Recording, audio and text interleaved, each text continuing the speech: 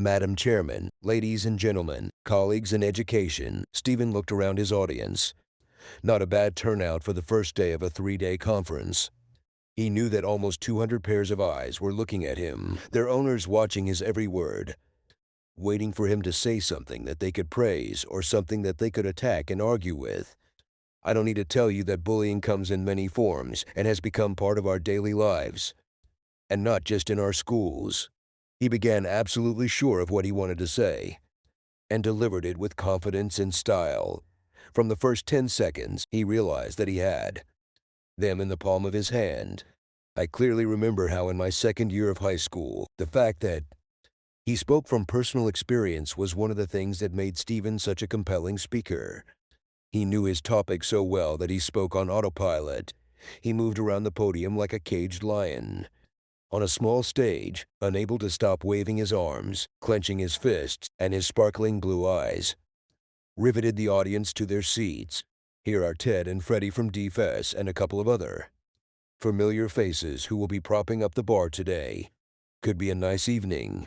But while the kind of direct bullying we are all familiar with potentially results in physical scars, the psychological scars from indirect bullying can be much more damaging in the long run. These scars are usually, before moving on to the core of his speech, cyberbullying. He asked the audience to self-analyze, to think about when they were involved in indirect bullying, social aggression, bullying. Almost everyone has at one time or another been part of a gang or group that criticized, picked on, or gossiped about someone to the point that that person became socially isolated. In other words, they bullied me. Stephen spoke more slowly now and little more than a whisper, forcing the audience to concentrate, to look at him, to watch his lips. As he spoke, his eyes could see how many of those watching him were aware of this. He saw them begin to squirm in their seats, realizing that they had, once to one degree or another, been involved in bullying. As his eyes wandered around the room, they looked back for a moment, doing a double take. Wow, who the hell is she? Although he never knew. All the participants at these conferences, there is a certain core of regulars. She was not one of them. As he caught his breath between sentences, his mind absorbed and memorized the image. Short, blonde, impeccably styled hair, gold, and what appears to be diamond earrings with a matching necklace. The white silk blouse is unbuttoned just enough to show that she is sexy and confident, but definitely not patient. Summer business suit, two-piece, peach-colored, expensive, tailored, perfect for her skin color. From his vantage point on the low stage, the skirt showed a hint of thigh. It's enough to bring up the old question in any man's mind. Stockings, in fact, no different from indirect bullying. It simply gives bullies an additional and globally common toolkit to increase suffering. Stephen was approaching the climax of his speech. The whole timbre of his voice was evangelical. He urged his acolytes to examine themselves, to ensure that they avoided harming others, no matter how innocent it might seem, but even more so, urging them to be vigilant and use the tools and techniques he spoke about to help eliminate bullying in our educational institutions and workplaces.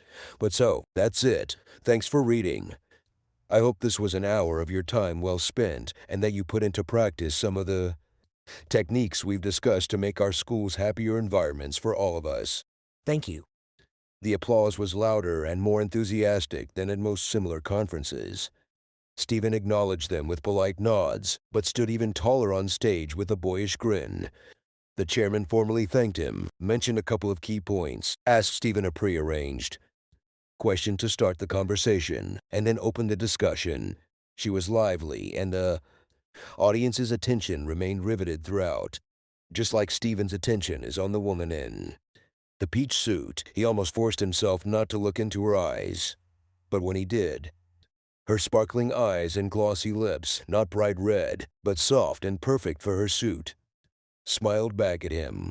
During the coffee break, Stephen found himself surrounded by people who wanted to ask him a question or get his advice on a particular situation, but were either embarrassed or did not have the opportunity to do so during the question and answer session. The entire time, He was answering questions and listening. He was aware that his eyes had a mind of their own as they scanned the room looking for a peach-colored business suit.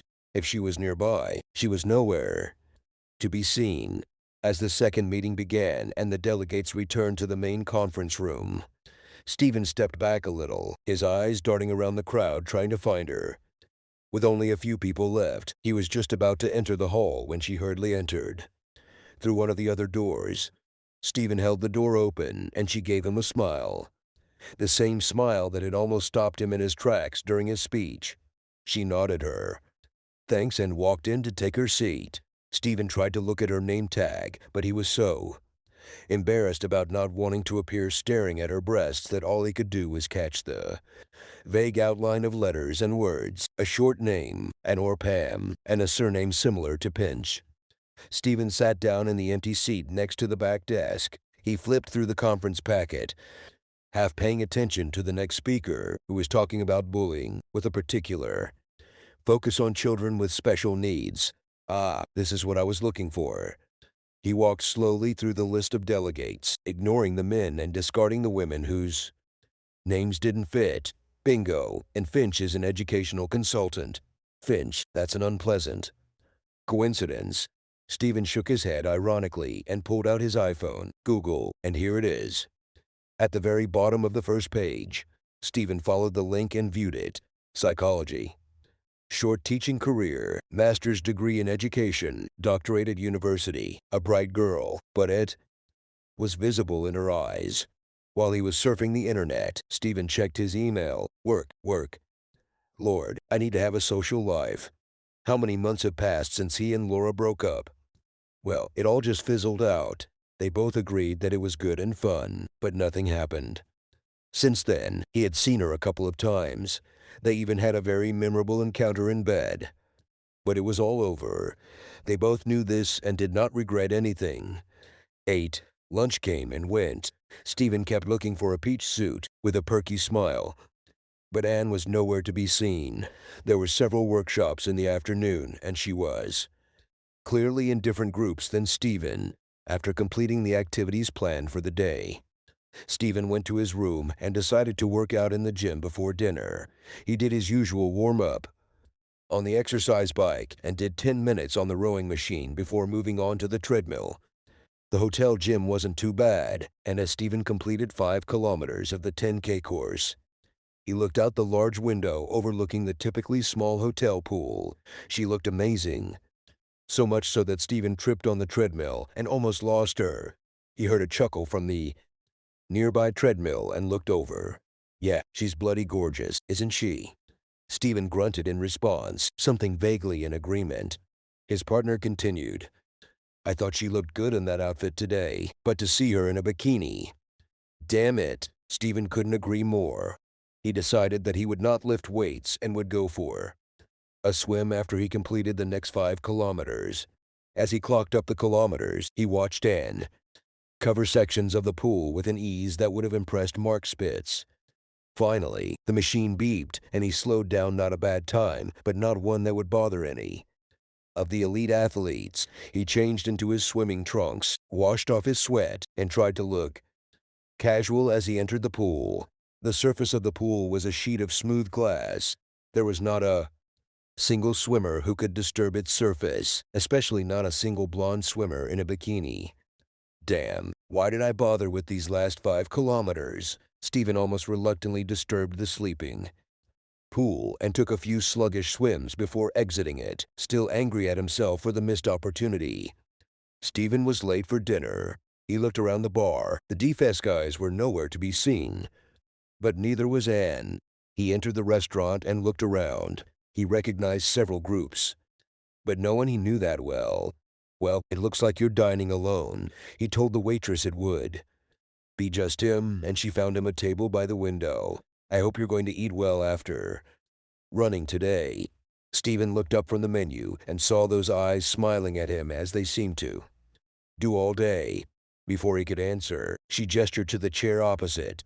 Ken? Stephen stood up and said that of course she could join him. He smiled at her. I guess I'm not the only one who's worked up an appetite. You have swum a few links in the pool. Anyone would think that we were spying on each other. Her eyes and smile said, yes, I know you've been looking for me all day. God, are women really that good at reading us? Or are we just bad at hiding it? Or maybe she's saying that because she knows that every man at the conference was paying attention to her. Anyway, the game is on. When she sat down, he looked at her. She was clearly the type of person who would look great dressed in a bag tied with twine. Her third outfit of the day, if a bikini can be called an outfit, was a simple white shirt and jeans that had been sprayed on.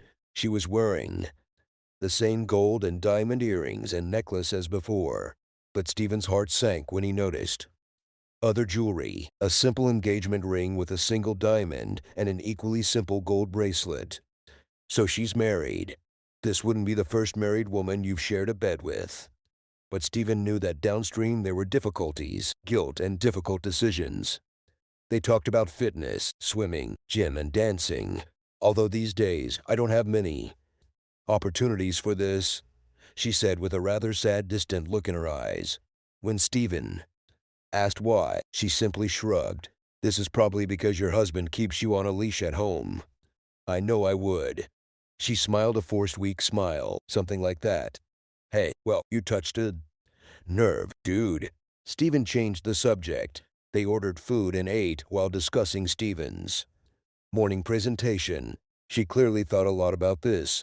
Her sharp mind asked Stephen some deep questions and challenged some of the things he said. God, beauty and brains. That's a woman.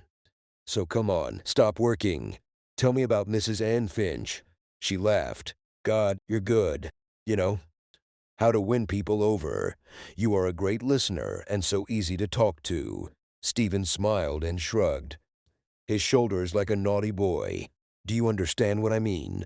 Anne shook her head and began talking about school, university, teaching her love of physical sports work after graduation.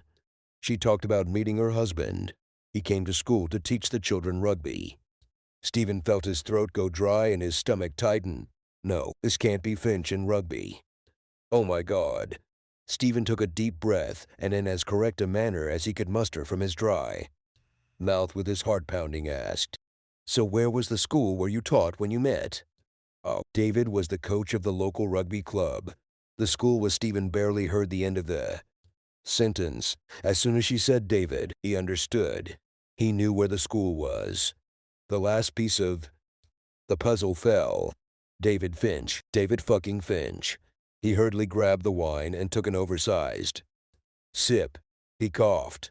Are you okay? Sorry, it just didn't go there. It was his turn to smile weakly.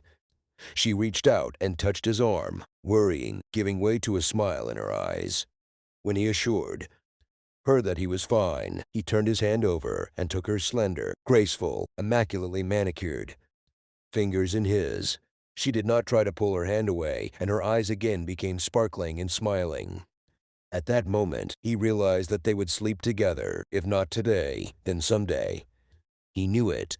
She knew it. He looked at her bright, very bright, beautiful, stunningly beautiful. How could the bastard who tormented me as a teenager convince her to marry him? Stephen wanted to understand the relationship between Anne and that bastard for two reasons. He wanted Anne, but he knew that to do that, he would have to put any guilt he felt about cheating on David out of her head. To do this, he needed to understand their relationship. But he also wanted to know how he did it. This woman was far from stupid, so how could he deceive her? And did he mock her?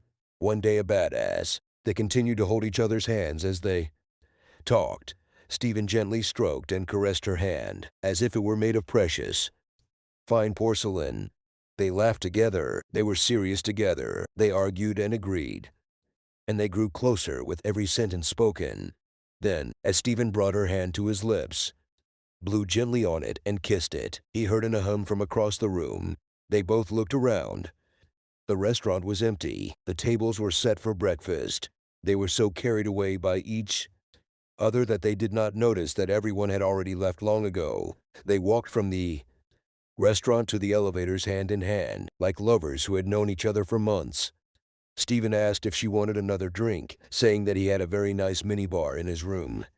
She stopped, turned to face him, and took both his hands in hers. "You have no idea how much I would like this, but I just can't. I'm sorry." The elevator beeped and took with it everything that Stephen was about to answer. They went inside. He pressed 10, she pressed 6. The doors closed, and he gently pulled her in too. His arms pressed his lips to hers, and the kiss was what he knew it would be. When he ran his hand over her chest, she let out a small sigh. Then the elevator stopped, and she pulled away from it, grinning. Stephen put his foot on the door to keep it from closing. "Breakfast at 8.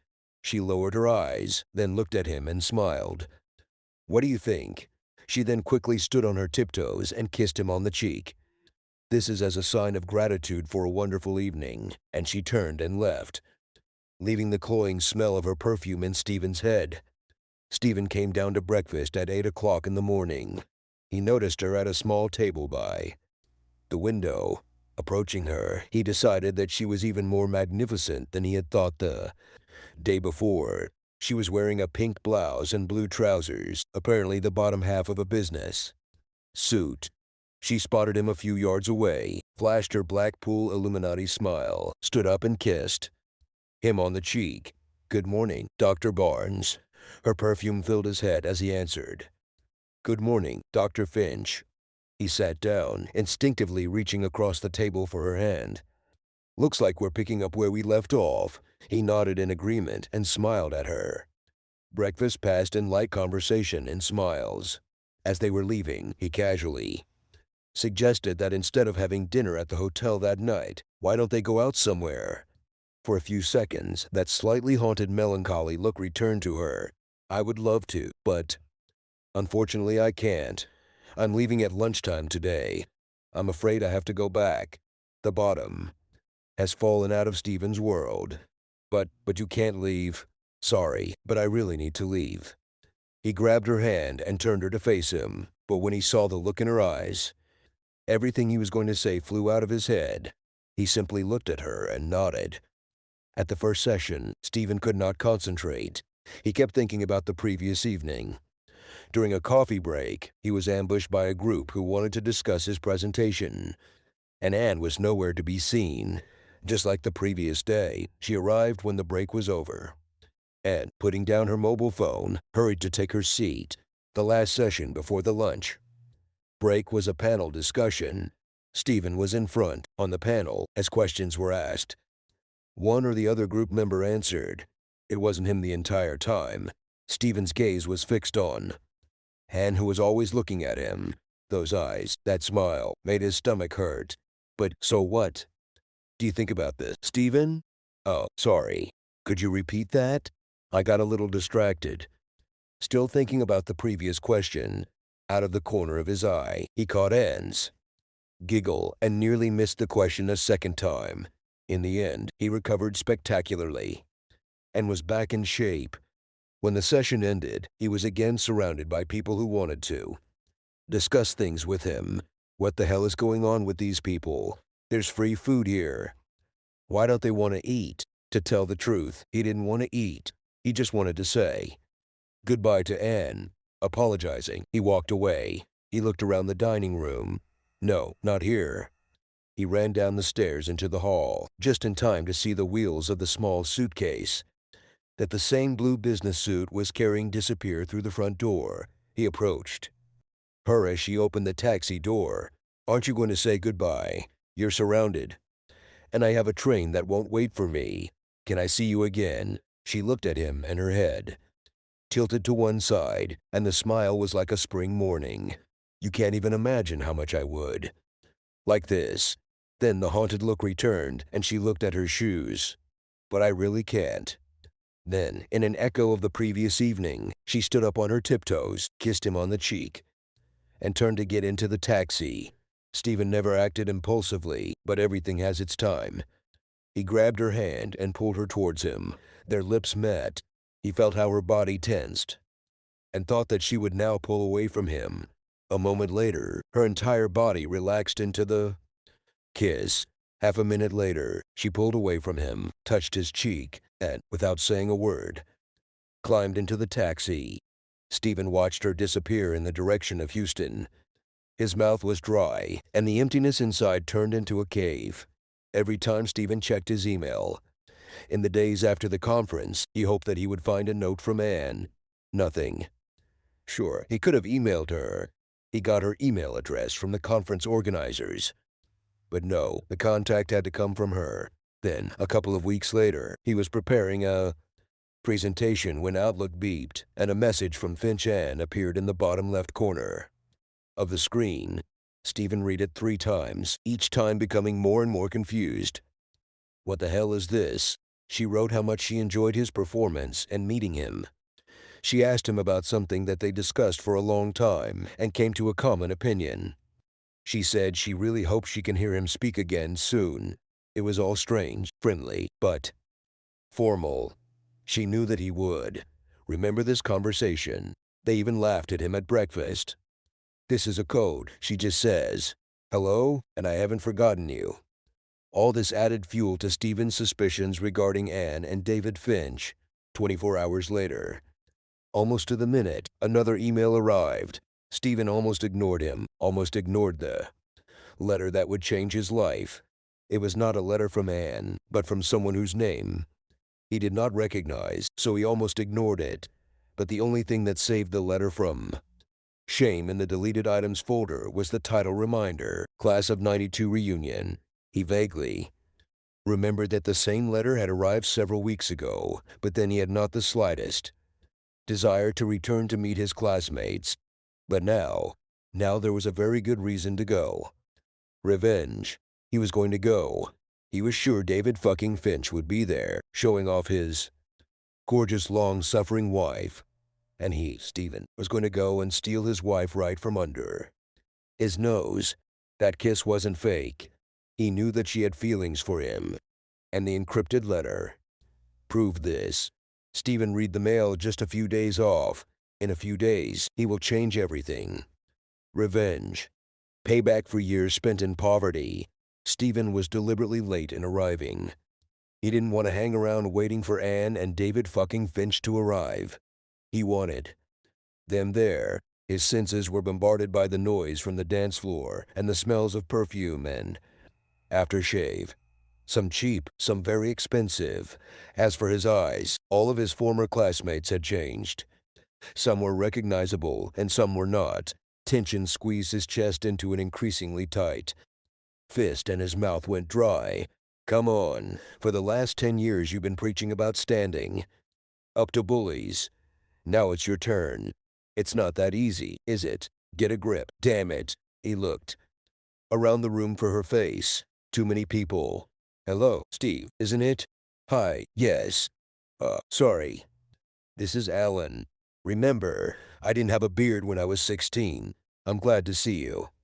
And Alan left to surprise someone else. Stephen looked at the dancing people. No, not there. Then the groups huddled around the bar. No, and not near food either. He knew it was her. Although she was sitting with her back to him, a group of half a dozen people sat at a table. Stephen took a deep breath, exhaled, and went to walk a few meters to meet his sworn enemy.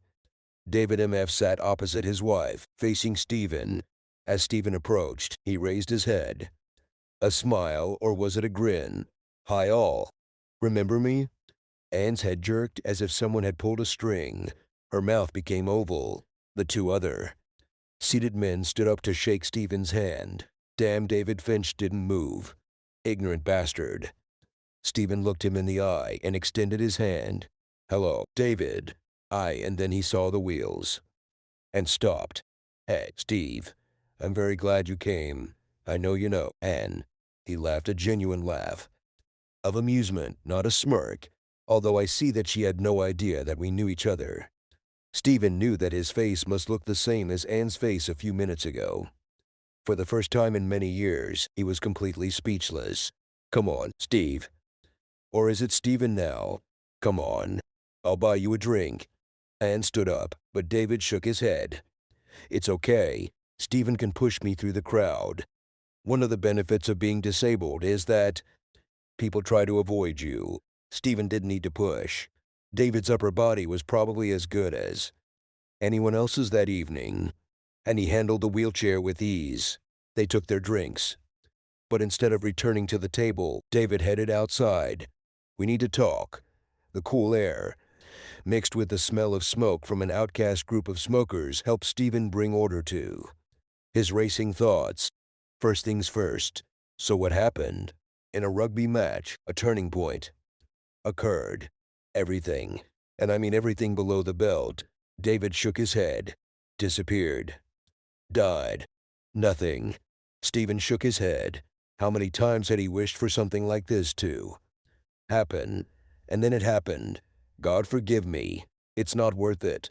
Things happen. But it is I who must apologize to you. I wish I had been man enough to do this years ago when I realized what a total bastard, a real piece of shit I was to you and a few others. But you were the easiest target, and I'm truly sorry. At first, I thought it was a condemnation of me for not looking for you to apologize. We all do things that we later regret. For God's sake, Steve, I was a complete asshole. At least make me happy that you hate me at least a little. Stephen laughed and nodded. Yes, yes, you were. And I hated you more than you can imagine. Thanks for this. David extended his hand, and Stephen couldn't believe the warmth he felt when he took it and shook his tormentor's hand. But there is something else, and Stephen sat down on the low wall that surrounded the parking lot. Their eyes were now at the same level. Nothing happened. We met and got along. Well, shrug. And she really likes you. You know, over the past 3 weeks, she's mentioned you. Probably 100 times. I have to admit I was stunned when I realized who Stephen was. David, nothing happened. Oh, I know that. She's wonderful and I don't deserve her. She would.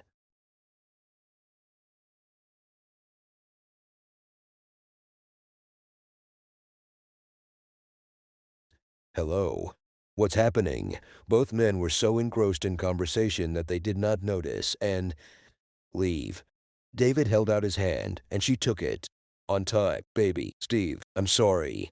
Stephen and I were just talking about you. I was just about to ask him to do me a favor, so to speak. And since this concerns you, maybe it's good that you're here. My God, I know what he's going to say. Oh. David looked into his wife's eyes. I know that you love me. I know that you will never do anything bad to me. But I also know that you are a young woman, a woman with, how can I say this more politely, a woman with needs that this useless husband cannot satisfy. David and cut in. But David raised his hand and continued. I've really been thinking about this a lot since you came back from the conference and mentioned my old school friend here. I know you like Stephen, and I know you'll never cheat on me. It's just not in your nature, but you don't cheat if it happens. With my permission, and I know about it. Anne shook her head. Stephen looked at his nemesis. Let's talk about how to dump coals of fire on the head of your enemy. Anne and Stephen looked at each other for the second time in a short period of time. He was speechless. Listen, you two. I'm not suggesting that you're going to jump into bed tonight. But if you want, that's great. Just don't be afraid to see each other and let what happens happen. Stephen spoke first. I just don't know what to say. I know that you like each other. Just get to know each other better. And if in 2 years she wants you and not me, then that's life. Like I said, things happen. It's not just my happiness that's at stake. This is Anne's happiness and yours. And I gave you 7 years of absolute hell. David shrugged and smiled. Time to pay. Subscribe to our channel so that your second shaft doesn't cheat on you, and go ahead and listen to the next story, because this story is nothing compared to the next one. If you're under 18, don't even think about listening to the next one.